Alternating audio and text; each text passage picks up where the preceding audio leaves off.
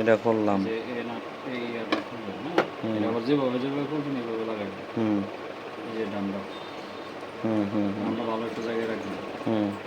রাখার পরে ডামের মাঝেও কালি পড়ে, ডামের মধ্যে কালি ভরে ডাম পরিষ্কার করেন না করার দরকার নাই।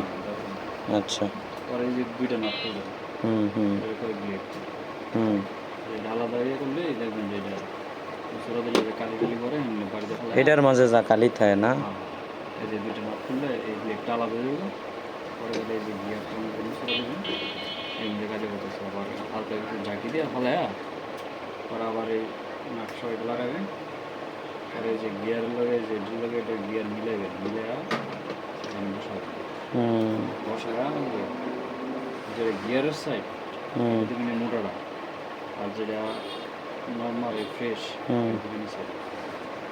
গিয়ারের সাইড মোটা খানি।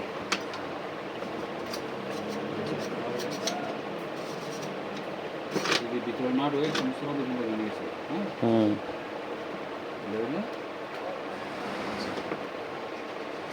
এইটা কেমনে লাগাইছেন?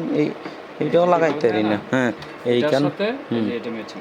আচ্ছা আচ্ছা, সামনেরটা লাগাই দেন। হ্যাঁ ওকে, এদিক দেন।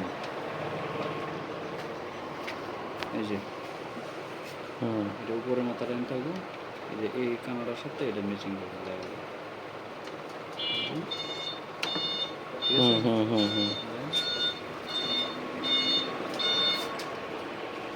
এই যে এটা ডাবল, এটা সিঙ্গেলটা উপরে থাকবে। এই যে সিঙ্গেলটা আনতে দিবেন, দিয়ে এই যে দিক দিয়ে ঢুকাইবেন। ঢুকাইলে এই যে ভিতরে যে এডি আছে না, এই যে এডির সাথে দেখবেন এটা এমনিতে লাগবে যে ম্যাচিং।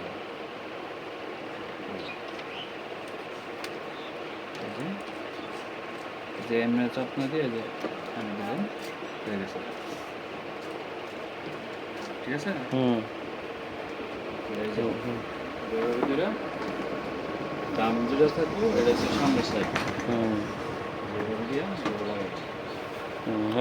লাগাইতে পরে লাগাইতে হবে।